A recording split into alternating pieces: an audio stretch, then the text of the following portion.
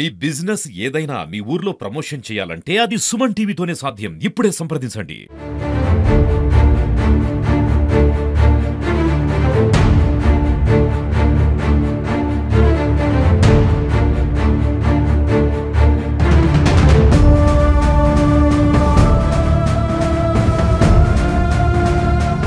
యాదాద్రి భువనగిరి జిల్లా రామలింగంపల్లికి సంబంధించి 312 సర్వే నెంబర్లో 364 ఎకరాల భూమి ఉన్నటువంటి ప్రాంతంలో ఉన్నటువంటి పరిస్థితి. మరి ఈ ప్రాంతంలో మైనింగ్ చేసే పరిస్థితుల్లో ఒకసారి మనం చూసినట్లయితే మొత్తం కూడా ఇక్కడ అక్రమ మైనింగ్ నడుస్తున్నటువంటి చూడొచ్చు, మన విజువల్లో చూస్తున్నాం. మొత్తం కూడా అక్రమ మైనింగ్, మొత్తం ఇందులో 3 క్రషర్స్ కు పర్మిషన్ ఇచ్చినటువంటి పరిస్థితి. మొత్తం ఒక విధ్వంసం సృష్టించినటువంటి పరిస్థితి అని చెప్పాలి. ఎందుకంటే ఈ ప్రదేశంలో దరిదాపు 25 నుంచి 30 ఫీట్లు మాత్రమే ఉండాల్సినటువంటి ఈ ప్రదేశంలో మొత్తం దరిదాపు 100 ఫీట్ల వరకు మేర ఉన్నటువంటి పరిస్థితి అని చెప్పవచ్చు. మొత్తం బోర్ బండ్లతో ఇక్కడ మొత్తం మైనింగ్ చేసేటువంటి పరిస్థితి అని చెప్పవచ్చు. మొత్తం అక్రమంగా లారీలకు కూడా నెంబర్లు లేనటువంటి పరిస్థితిలో ట్రాన్స్పోర్ట్ చేసేటువంటి పరిస్థితి ఇక్కడి నుంచి అని చెప్పవచ్చు. మరి చూడండి, మనం ఈ ప్రదేశంలో చూస్తూనే నివరిపోయేటువంటి విధంగా ఉంది. ఒక్కసారి ఈ ప్రాంతం అంతా మనం పరిశీలించినట్లయితే మొత్తం కూడా కొన్ని దరిదాపు చాలా ఎకరాల్లో దీన్ని క్రషర్ అంతా మైనింగ్ చేస్తున్నటువంటి పరిస్థితి, మొత్తం అక్రమ మైనింగ్ అని చెప్పవచ్చు. ఎందుకంటే ఇంత లోతులో ఎక్కడ ఉంటుందా? ఇంత లోతు సంబంధించి మైనింగ్ జరుగుతున్నప్పుడు అధికారులు ఏం చేస్తున్నారు? అక్రమ మైనింగ్ అనే చెప్పవచ్చు. మరి ఈ అక్రమ మైనింగ్ ఎవరు రిలీజ్కి ఇచ్చారు, మరి ఎవరు పర్మిషన్ ఇచ్చారు, వీటికి మరి ఎంతవరకు పర్మిషన్ ఇచ్చారు, ఎంతవరకు ఉందనేది కూడా తెలియనటువంటి పరిస్థితిలో ఉంది. మనం ప్రస్తుతం చూసినటువంటి పరిస్థితి మాత్రం కొంచెం చూసినట్లయితే ఇబ్బందిగా అనేటువంటి పరిస్థితి చెప్పవచ్చు. ఇక్కడ ఉన్నటువంటి మొత్తం క్వారీ అంతా మనం క్వారీలో ఉన్నాం. ఈ క్వారీకి సంబంధించి మొత్తం విజువల్స్ మనం చూసినటువంటి పరిస్థితుల్లో ఎటు చూసినా కూడా కనుమెర చూపుల్లో ఎటు చూసినా కూడా చాలా లోతుగా చేసేటువంటి పరిస్థితి. ఒకవైపు జయరాం రెడ్డికి సంబంధించి ఒకవైపు అమ్మోనియం నైట్రేట్ తో ఇబ్బంది పడుతూ బాంబుల సౌండ్లతో మోతమవుతుంటే ఇక్కడ మాత్రం అక్రమ మైనింగ్ తో మోతమవుతున్నటువంటి పరిస్థితి. నిన్న మొన్న మనం కథనాలు చూసాం. అంకిరెడ్డిపల్లి కావచ్చు, రామలింగంపల్లికి సంబంధించి గ్రామాల్లో ఉన్నటువంటి ఇళ్ళన్నీ కూడా పగులు వచ్చినటువంటి పరిస్థితి.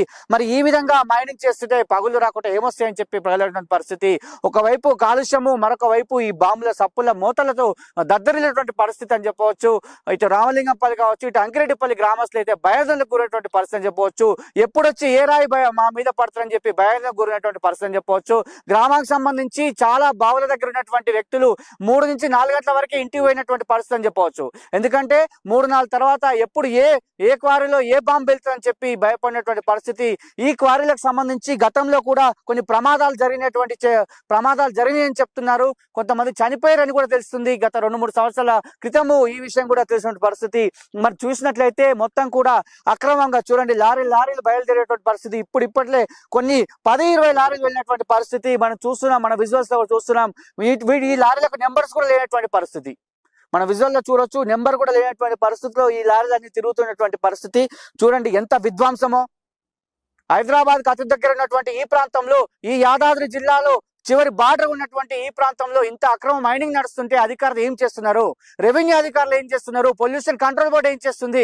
ఒక్కసారి నిద్రలోకి లేచి ఒకసారి రండి, ఇక్కడ ఏం జరుగుతుందో చూడండి. ప్రజలు భయాందోళనకు గురవుతున్నారు, ప్రజలు ఇబ్బంది పడుతున్నారు. ఒక్కసారి వాళ్ళ బాధను మీరు వినండి అని చెప్పి సుమన్ టీవీ అయితే అడుగుతున్నటువంటి పరిస్థితి. నిజంగా ఇంత దారుణమైనటువంటి పరిస్థితి ఎక్కడ చూడనటువంటి పరిస్థితి. ఎక్కడ చూసినా కూడా చాలా లోతుగా మైనింగ్ చేసేటువంటి పరిస్థితి అని చెప్పవచ్చు. లారీలే వెళ్తున్నటువంటి పరిస్థితి.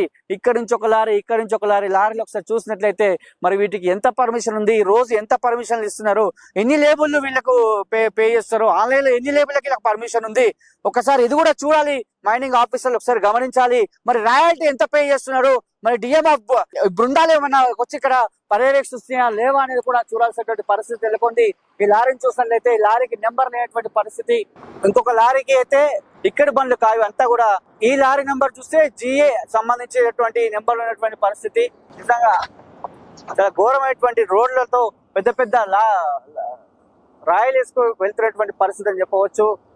ఈ అక్రమ మైనింగ్ ఆగడాలను ఇంకా ఎన్నాళ్ళు చూడాలని చెప్పి గ్రామస్తులు వేడుకున్నటువంటి పరిస్థితి. ఒక్క నెంబర్ కూడా లేనటువంటి పరిస్థితి వాహనానికి.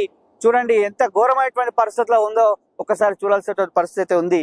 మరి ఈ అక్రమ మైనింగ్ వల్ల చాలా మంది ప్రజలు అమాయకులు ఇబ్బంది పడుతున్నటువంటి సందర్భంలో, ఇక్కడ మొత్తం కూడా కాలుష్యమైనటువంటి సందర్భంలో ప్రజలు ఇబ్బంది పడుతుంటే అధికారులు నిమ్మకు నీరెత్తనట్టున్నటువంటి అధికారులు ఒక్కసారైనా చలించండి అని చెప్పి ప్రజలు వేడుకున్నటువంటి పరిస్థితి అని చెప్పవచ్చు. మరి ఇంత పెద్ద అసలు ఎక్కడైనా ఉందా? ఈ ప్రభుత్వం సంబంధించి నామ్స్ ప్రకారము ఈ మైనింగ్ నడుస్తుందా? మీరే చూడండి, విజువల్స్ మనం ఉన్నటువంటి ప్రదేశం నుంచి మీరే చూడండి ఎంత లోతులో మొత్తం మైనింగ్ ఉందో ఒకసారి మీరే గమనించండి. ఇంత పెద్ద మైనింగ్ సంబంధించి మరి అధికారులు ఎందుకు ఇక్కడ రావట్లేదు అని చెప్పి చాలా మంది అడిగినటువంటి సందర్భంలో మనం కూడా రావడం జరిగింది.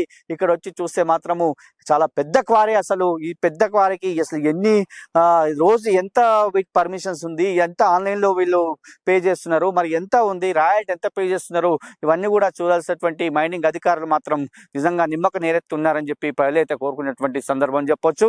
మరి సుమన్ టీవీ అయితే క్షేత్రస్థాయిలో ఇక్కడి ప్రాంతానికి వచ్చి చూస్తే ఇక్కడ మాత్రం ఈ వ్యవస్థలో ఈ ప్రభుత్వ భూమిలో ఈ ఆగడాలను నిజంగా వెలికి తీసింది. ఈ ఆగడాలు ఇలానే ఉంటే మాత్రము ప్రకృతి విధ్వంసమై ప్రకోపిస్తుంది తప్ప దీనివల్ల ఒరిగేది ఏమి లేదని చెప్పి ప్రజలైతే కోరుకున్నటువంటి పరిస్థితి. ఇది ఇక్కడ ఉన్నటువంటి పరిస్థితి.